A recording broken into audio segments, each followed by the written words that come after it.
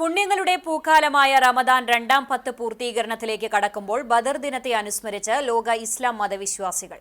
റമളാൻ 17-ന് മദീനയ്ക്കടുത്ത ബദർ പ്രദേശത്ത് നടന്ന യുദ്ധത്തെ അനുസ്മരിച്ചുകൊണ്ടാണ് ഇസ്ലാമിക വിശ്വാസികൾ ബദർ ദിനം ആചരിക്കുന്നത്. മുഹമ്മദ് നബി സ്വന്തമായി നയിച്ച ആദ്യത്തെ വിശുദ്ധ യുദ്ധമാണ് ബദർ. ഈ യുദ്ധത്തിലെ വിജയത്തോടെയാണ് മദീനയിൽ ഇസ്ലാമിക രാഷ്ട്രം ശക്തമായി തീർന്നത്.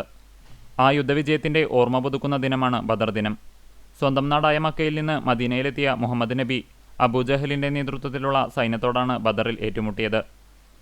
നബിയും 300-ൽ പരം അനുയായികളും വ്രതമനുഷ്ഠിച്ചുകൊണ്ട് 1000-ഓളം വരുന്ന പടയങ്കിധാരികളായ സൈനിക വ്യൂഹത്തോട് ഏറ്റുമുട്ടി വിജയം നേടിയെന്നാണ് ചരിത്രം. സത്യമത പ്രബോധനത്തിന്റെ പേരിൽ അടിച്ചമർത്തൽ നേരിട്ട നബിയും അനുചര സംഘവും ആത്മരക്ഷാർത്ഥം മദീനയിലേക്ക് പലായനം നടത്തി. എന്നാൽ പലായനം ചെയ്ത മുസ്ലിങ്ങളുടെ വീടും സമ്പാദ്യവും കൊള്ളയടിച്ച് മൂലധനമാക്കി മുസ്ലിങ്ങളെ അടിച്ചമർത്താൻ ശത്രുക്കൾ അണിയറയിൽ കരുനീക്കങ്ങൾ നടത്തി.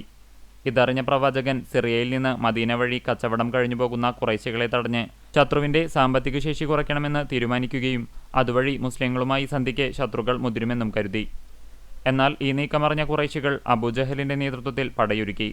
മക്കയിൽ നിന്ന് 1000-ഓളം യോദ്ധാക്കൾ നബിയെയും സംഘത്തെയും ലക്ഷ്യമാക്കി പുറപ്പെടുകയും ഒടുവിൽ ബദറിൽ വെച്ച് അത് യുദ്ധത്തിൽ കലാശിക്കുകയും ചെയ്തു.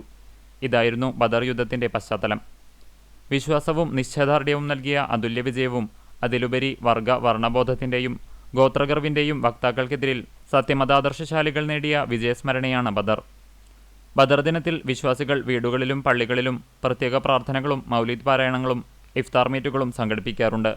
മഹല്ല് കമ്മിറ്റികളുടെ നേതൃത്വത്തിൽ ഭക്ഷണം പാകം ചെയ്ത് വിതരണവും നടത്താറുണ്ട്.